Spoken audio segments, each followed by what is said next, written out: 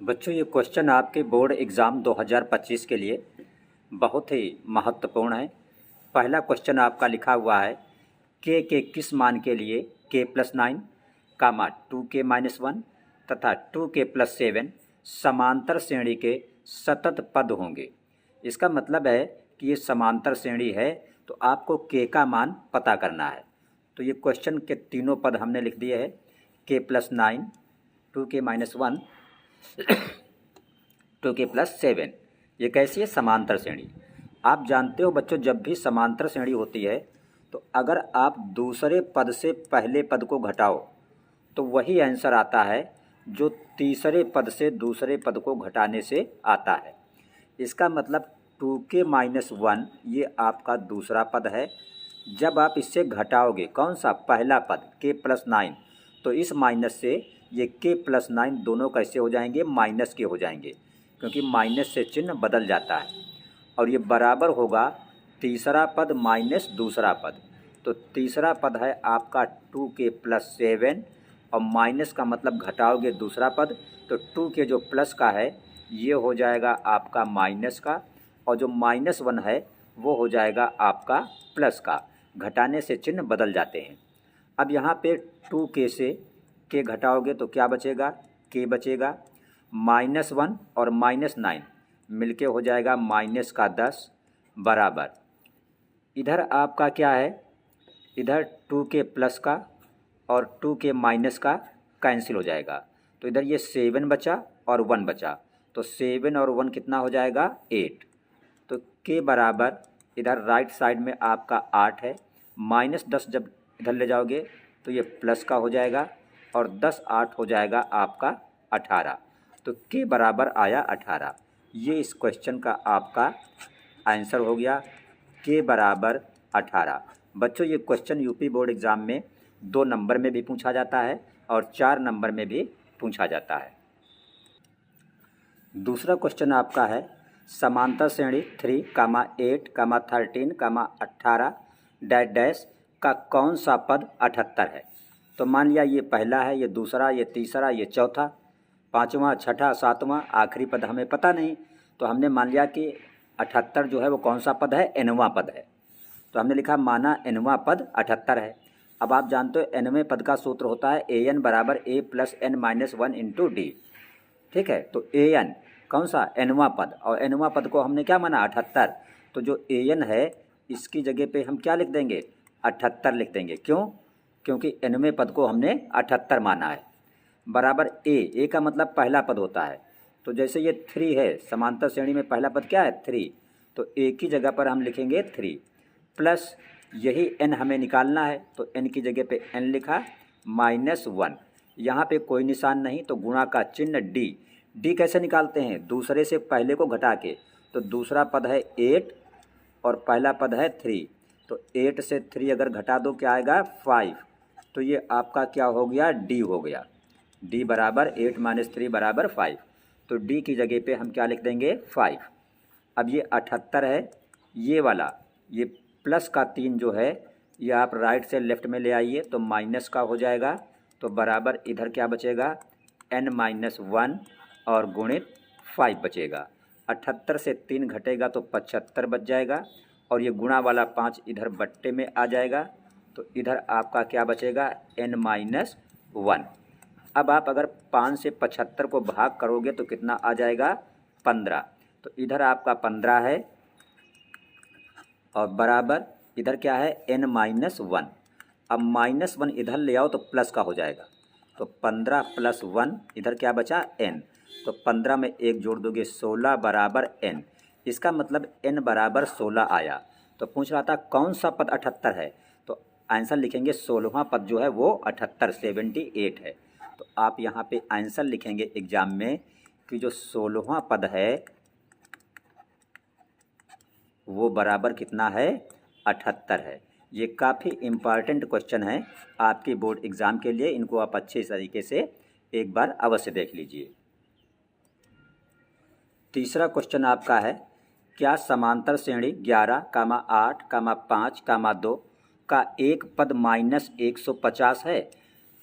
तो हमने लिखा है ऐसे प्रश्नों में n का मान कैसा आना चाहिए, धनात्मक आना चाहिए। तो हम मान लेंगे कि ये -150 जो है कौन सा पद है, nवां पद है। तो वही हमने लिखा माना nवां पद बराबर -150। अब हमने nवें पद का सूत्र लिख दिया, an बराबर a plus n minus 1 into D. तो nवें पद को हमने -150 माना है, तो यहाँ an की जगह पर हम क्या लिख देंगे, -150 बराबर ये क्या होता है, पहला पद। तो पहला पद आपका है 11, तो a की जगह पे आप लिख देंगे 11 प्लस n हमें निकालना है, तो n माइनस 1 और मल्टीप्लाई गुणा d। d क्या होता है, इसका d निकलेगा, d निकाला जाता है दूसरे से पहले को घटा के। तो दूसरा पद है 8 माइनस पहला पद है 11, तो आएगा -3।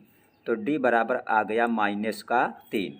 अब ये -150 है, प्लस का 11 इधर आएगा तो माइनस का 11 हो जाएगा, बराबर इधर बचेगा n-1 और गुणित में -3। अब 150 माइनस 11 मिलके हो जाएगा -161, और जो -3 गुणित में है वो जो आप उठा के इधर लाएंगे तो बटे में आ जाएगा, तो -3 आ जाएगा बटे में। तो बराबर इधर क्या बचेगा, n-1। तो जब माइनस माइनस मिलके क्या हो जाएगा, प्लस हो जाएगा। अब ये 161/3 और -1 इधर आ जाएगा तो +1, तो इधर क्या रह गया है, n। अब 3 एक कम क्या हो जाएगा, 3 161 जोड़ोगे तो 164 हो जाएगा, और बटे नीचे क्या होगा, 3 बराबर n। तो 3 से जब 164 को भाग करोगे तो ये n बराबर आ जाएगा करीब कितना आपका, चलो यहीं लिखे दे रहे हैं, n बराबर आ जाएगा 3 × 5 = 15, 1 16, 1 पे 4 14, 3 चकू 12, 2 14, दशमलव 2 पे 0 20, 3 छक 18, 54.6।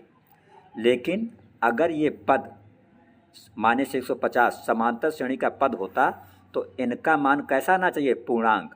हमने यहाँ पे धनात्मक लिखा था, ये थोड़ा यहाँ पे गलत हमने लिख दिया है। जो इनका मान है वो पूर्णांक आना चाहिए, धनात्मक नहीं, पूर्णांक, इस बात को ध्यान रखना। तो हमारा ये पूरा नहीं आया है, इनका मान पूर्णांक नहीं है। जो n बराबर कितना है, 54.6, ये पूर्णांक नहीं है। तो हम अपने आंसर में लिखेंगे कि चूंकि n का मान पूर्णांक नहीं है, इसलिए -150 इस श्रेणी का पद नहीं है, ये आप लिख देना। क्वेश्चन नंबर 4 आपका है, किसी समांतर श्रेणी का 17वां पद उसके 10वें पद से 7 अधिक है, इसका सार्वांतर ज्ञात करो। तो हमने मान लिया कि माना समांतर श्रेणी का प्रथम पद a और सार्वांतर d है, तो 17वें पद को क्या लिखेंगे, a17, और 10वें पद को लिखेंगे a10। अब ओकरा 17वां पद जो है वो 10 में से 7 अधिक है, ये वाला 7 अधिक है। तो हम उल्टा काम करते हैं, जब बराबर लगाएंगे तो 7 अधिक इसको नहीं करेंगे, 7 अधिक हम इसको करेंगे। अब a17 क्या लिखा जाता है, a17 का मतलब होता है a + 16d, ये तो लिखा ही जाता है, और जो पद होता है d उससे एक कम हो जाता है, बराबर। इसी तरह a10 जो है इसको लिखेंगे, a तो रहेगा ही, प्लस 10 है तो 1d कम हो जाएगा 9d, और ये प्लस क्या है 7। तो इधर से a और इधर से a आपका कैंसिल हो जाएगा, ये आपका 16d है, 9d आप इधर लाइए तो ये माइनस का हो जाएगा, बराबर इधर क्या बचेगा 7 बचेगा। तो 16d से 9d घटाओगे तो बचेगा 7d, बराबर इधर क्या बचा 7 बचा, ठीक है। तो d बराबर क्या हो गया, ये इधर 7 है और d के साथ जो 7 है ये बटे में चला जाएगा, तो 7/7 का मतलब क्या हो गया 1। तो आपका आंसर हो गया कि d बराबर 1। आपसे पूछ रहा था प्रथम पद तथा सार्वांतर ज्ञात कीजिए, तो d तो निकल आया। अब क्या बचा, आपका प्रथम पद बचा, ठीक है। तो प्रथम पद निकालने के लिए आप क्या कर दोगे, इसमें आपको प्रथम पद नहीं पूछ रहा, इस क्वेश्चन में सिर्फ सार्वांतर ही पूछ रहा था, तो इसलिए d आपका 1 आ गया, यही आपका आंसर हो गया। और आपका बोर्ड एग्ज़ाम 24 फरवरी से शुरू हो रहा है। ये क्वेश्चन आपके लिए काफ़ी इम्पॉर्टेंट हैं। हम डेली ऐसी वीडियोस आपके लिए अपलोड करेंगे, इसलिए चैनल आप अवश्य सब्सक्राइब करें। यूट्यूब पे जाएं, लिखें YAS यस कोचिंग, सर्व करें और चैनल को सब्सक्राइब करें। डेली हमारी वीडियोस आपको क्लास 10 की मिलेंगी, मैथ की मिलेंगी और साइंस की भी मिलेंगी और हिंदी का मॉडल पेपर भी आपको मिलेगा। इसके अलावा इंग्लिश की भी आपको वीडियोस मिलेंगी। देखिए, आपका 5वां क्वेश्चन है, लिखा है 3 अंकों वाली कितनी संख्याएं 7 से विभाजित होंगी। मीन्स 7 से पूरा कट जाएंगी। और कई अंकों वाली? 3 अंकों वाली। तो आप जानते हो 3 अंकों की पहली संख्या क्या होती है? 100 होती है। ये 3 अंक की पहली होती है। तो 100 से अगर शुरू करें तो 100, 101, 102, लेकिन हमें कौन सी लेना है? 7 से विभाजित होने वाली। तो 7 से ना ये विभाजित होगी, ना ये, ना ये, ना ये, ना ये। पहली संख्या 7 से कौन सी विभाजित होगी? 105। तो हमें लेना है इस सवाल में 7 से विभाजित होने वाली संख्याएं। इसलिए पहली संख्या हम क्या लेंगे? 105। अगली क्या होगी? अगला बनाने का नियम है कि 7 से विभाजित होना है तो 105 में 7 जोड़ देंगे तो अगली 112, फिर 7 जोड़ दो 119। तो 3 संख्याएं हम ले लेते हैं और डैश डैश करके फिर लास्ट में संख्या लिखते हैं। कौन सी? वही जो 3 से अंकों से विभाजित हो। तो 3 अंकों से विभाजित होने वाली जो आखिरी संख्या होती है वो 3 अंकों की आखिरी संख्या क्या होती है? 999। अब हमने 7 से इसको भाग करके देखा तो 142 बार भाग गया और 5 शेष बचा। इसका मतलब ये तो 999 तो 7 से पूरा विभाजित नहीं है, तो हम इसको तो नहीं ले सकते। 5 ये शेष बचा, इसका मतलब अगर ये 5 कम होती तो 7 से विभाजित हो जाती। तो 999 से हमने 5 घटा लिया तो 994। इसका मतलब 994 आखिरी संख्या होगी 3 अंकों की जो 7 से विभाजित होगी। इसलिए आखिरी संख्या हमने 994 रख दिया। अब हमें निकालनी है 3 अंकों वाली कितनी संख्याएं 7 से विभाजित हैं। तो जो पहला पद है 105, ये हमारा क्या हो गया? ए हो गया। हमने 112 से 105 को घटा दिया तो डी निकल आया। कितनी संख्याएं? मतलब हमें एन निकालना है। आखिरी संख्या को हम एनवा पद मान लेते हैं। सूत्र लगा देते हैं ए एन बराबर a plus n minus 1 into d. A n की जगह पे ये 994 आ जाता है। ए की जगह पर 105 प्लस एन माइनस 1, डी की जगह पर 7। 105 को इधर ले जाते हैं तो माइनस हो जाता है, तो 994 माइनस 105, इधर बचता है n माइनस 1 गुणित 7। 994 से 105 घटा देंगे 889 आ जाएगा। गुणित वाला 7 इधर बटे में आ जाएगा, बराबर इधर n माइनस 1 बचेगा।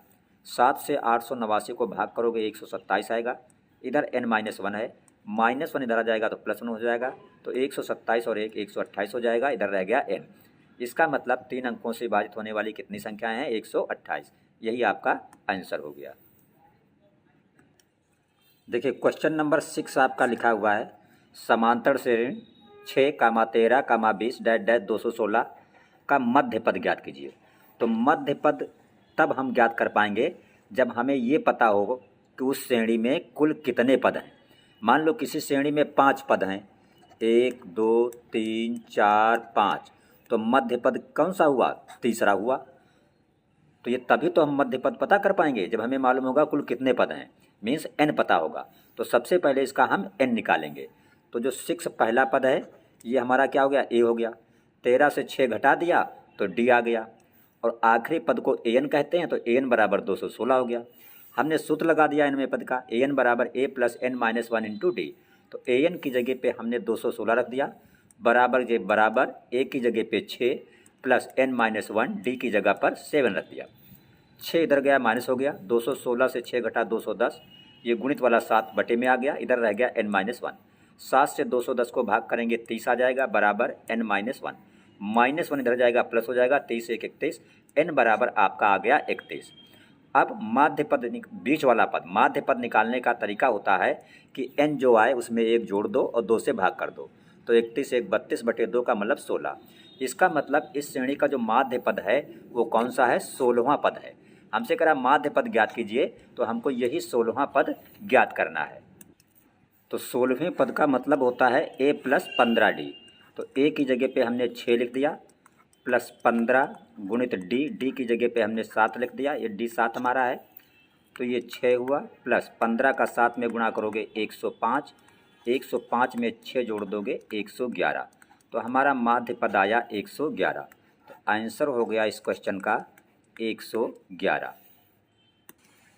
देखिए क्वेश्चन नंबर 7 आपका है, कह रहा है ऐसे प्रथम 40 धन पूर्णांकों का योग ज्ञात करो जो 6 से विभाज्य हों। तो 6 से विभाजित होने वाले पूर्णांक कौन होंगे? सबसे पहले 6 होगा, क्योंकि 5 में तो 6 का भाग जाएगा नहीं। फिर 6 के बाद 12, 6 त्रिक 18, फिर डैश डैश, और कहाँ तक जाएंगे? कितने धन पूर्णांक होने चाहिए? 40 धन पूर्णांक। तो जो पहला पद होता है ये क्या होता है? ए होता है। तो ए बराबर हो गया 6। अब दूसरे से पहला घटा दिया, 12 से 6 घटा दिया तो क्या निकल आया? डी निकल आया। और 40 धन पूर्णांक हैं, यानी n बराबर 40। हमें क्या निकालना है? इनका योग।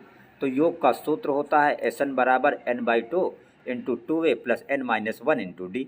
तो n की जगह पे हमने 40 रख दिया, नीचे 2, फिर 2, यहाँ पे कोई चिन्ह नहीं तो गुणा का चिन्ह, a की जगह पर 6 रख दिया, प्लस n की जगह पे 40 माइनस 1, डी की जगह पर हमने 6 रख दिया। अब 40 को 2 से आप भाग करेंगे तो कितना आ जाएगा? 20 आ जाएगा यहाँ पे। ठीक है, ब्रैकेट में ये देखिए 6 का 2 में गुणा करेंगे तो क्या आ जाएगा? 12 आ जाएगा, प्लस 40 से 1 घटाएंगे तो कितना आ जाएगा? 39 आ जाएगा आपका। और 39 के साथ क्या है? गुणित 6 है, ये आप गुणित 6 लिख दोगे। तो बाहर आपका 20 है, ब्रैकेट में 12 प्लस 39 को 6 से आप गुणा कर दो तो आ जाएगा आपका 234। ठीक है, अब ये 20 है, यहाँ पे कोई चिन्ह नहीं तो गुणा का चिन्ह। अब 234 और 12 आप जोड़ दो तो ये हो गया 246। अब 246 को 2 से गुणा कर दो तो 2 छंग 12, 2 चक्कू 8, 1 9, 2 दूना 4, और ये वाला 0 बढ़ा दो तो ये आपका क्या हो गया? आंसर हो गया 4920। ये आपका आया 40 धन पूर्णांकों का योग जो 6 से विभाजित हो जाते हैं। बच्चों आप चैनल को सब्सक्राइब अवश्य कर लें, यूट्यूब पे जाके सर्च करें YAS कोचिंग और चैनल को सब्सक्राइब अवश्य कर लें। हम डेली अब बोर्ड एग्ज़ाम तक मैथ की, इंग्लिश की और साइंस की इम्पोर्टेंट वीडियोस डालेंगे। चैनल सब्सक्राइब है तो नोटिफिकेशन आप तक अवश्य पहुंच जाएगा। वीडियो अच्छी लगे तो लाइक अवश्य करें और अपने फ्रेंड्स को भी शेयर करें।